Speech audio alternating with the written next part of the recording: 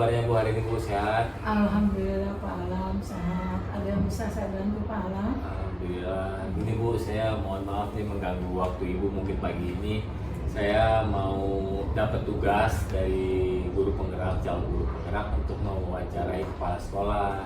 Dan saya akan mewawancarai Ibu, apa Ibu bersedia Bu?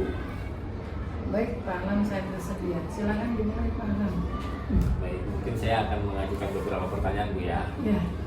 Nah, saya baca yang pertama nih Bu. Selama ini bagaimana Ibu mengidentifikasi kasus-kasus yang merupakan dilema etika atau bujukan moral itu?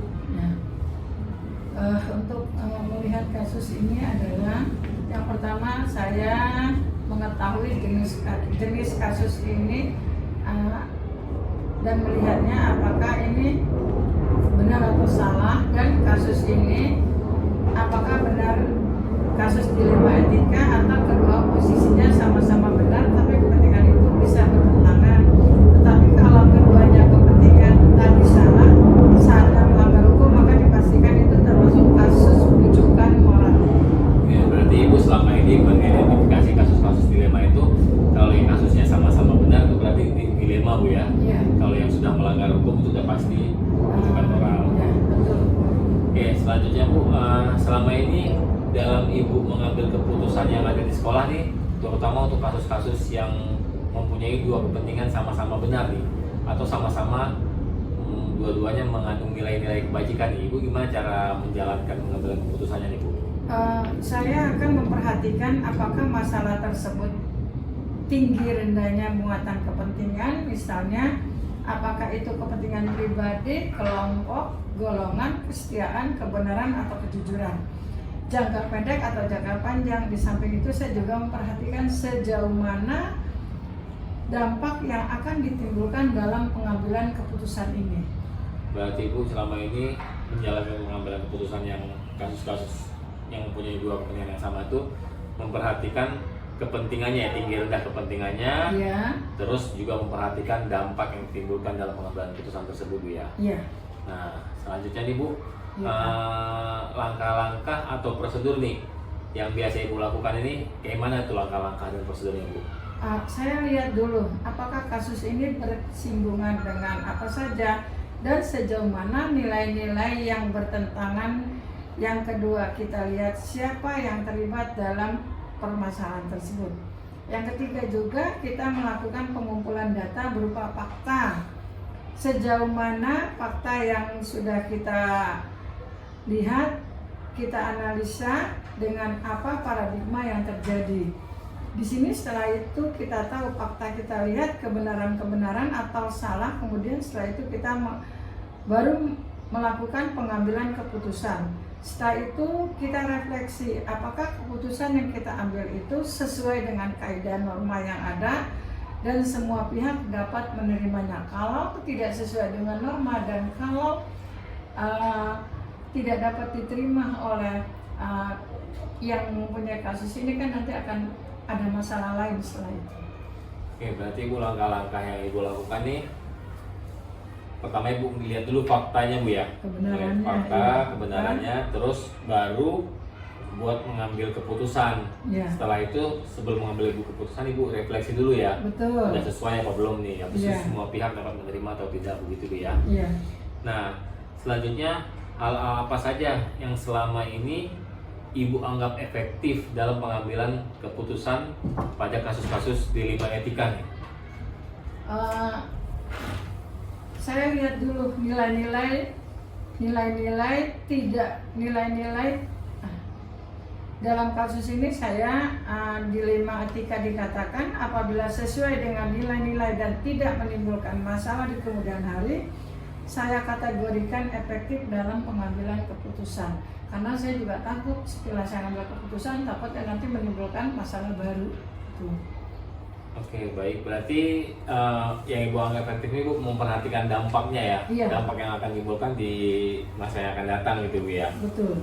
Nah, terus selanjutnya hal apa saja nih dalam pengambilan keputusan yang jadi tantangan-tantangan Ibu nih dalam mengambil keputusan kasus dilema etika ini Bu?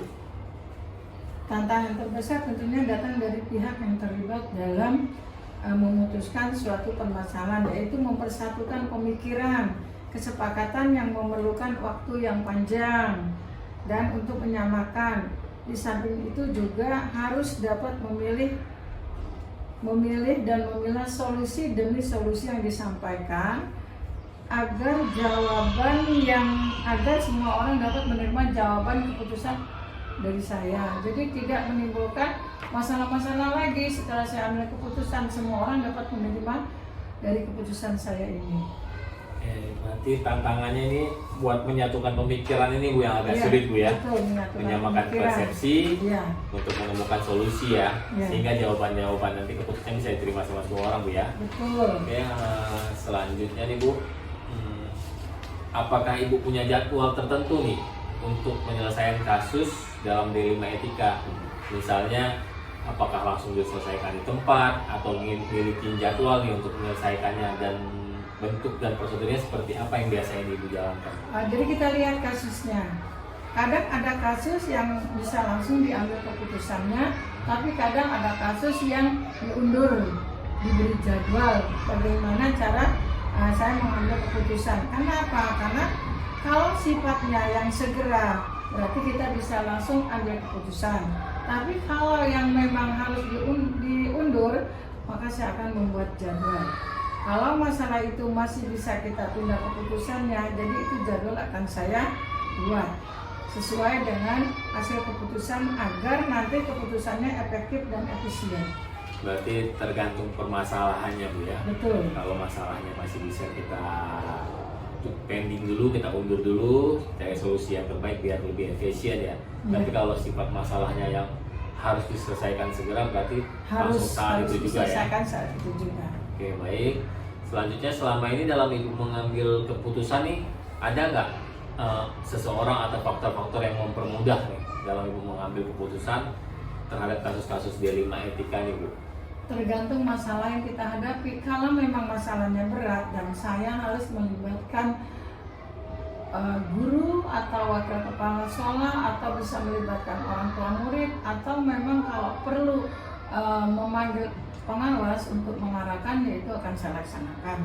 Kenapa? Kadang hasil dari keputusan ini kan harus bisa diterima, seperti itu. Makanya saya perlu bantuan dari yaitu tadi beberapa guru dan wakil kepala sekolah, atau bisa juga pengawas, atau bisa juga orang tua, agar keputusan yang saya ambil itu tepat dan bisa diterima. Baik Bu. Berarti lagi-lagi tergantung permasalahannya Bu ya. Betul, Kalau memang masalahnya tidak terlalu besar, bisa diselesaikan sendiri, mungkin Ibu langsung terjun langsung. Tapi kadang juga melibatkan semua guru atau hanya beberapa guru. Kalau diperlukan mungkin tadi Ibu bilang komite sekolah ya, atau orang tua murid. Boleh. Dan kalau pengawas kalau masalahnya sudah terlalu berat dan tidak diselesaikan di lingkungan sekolah ya, harus manggil atasan Bu ya. Betul. Nah, yang terakhir nih Bu, dari yang semua Ibu udah sampaikan tadi, pembelajaran apa yang Ibu dapat petik dari pengalaman Ibu dalam mengambil keputusan dilema etika ini Bu? Pertama adalah dalam mengidentifikasi kasus harus dilakukan dengan pemikiran yang matang.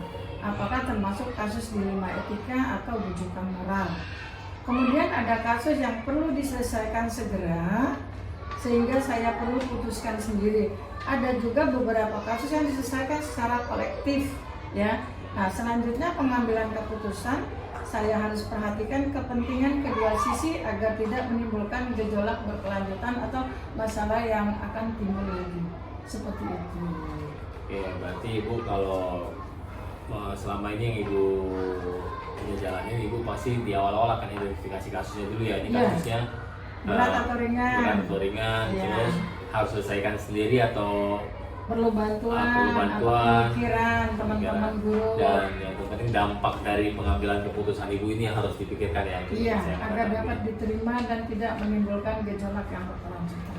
Baik Bu Nasya, terima kasih Ibu sudah menyempatkan waktu bersama saya untuk berbincang-bincang pagi hari ini.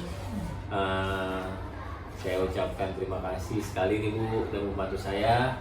Mudah-mudahan Ibu selalu sukses. Amin. Kalau gitu saya pamit Bu ya. Ya. Terima kasih Bu. Terima kasih juga Pak Alam yang sudah memilih Salah untuk diwawancara. Semoga Pak Alam juga sukses, lancar untuk karir ke depannya. Amin. Terima kasih Bu. Ya. Assalamualaikum warahmatullahi wabarakatuh. Waalaikumsalam warahmatullahi wabarakatuh.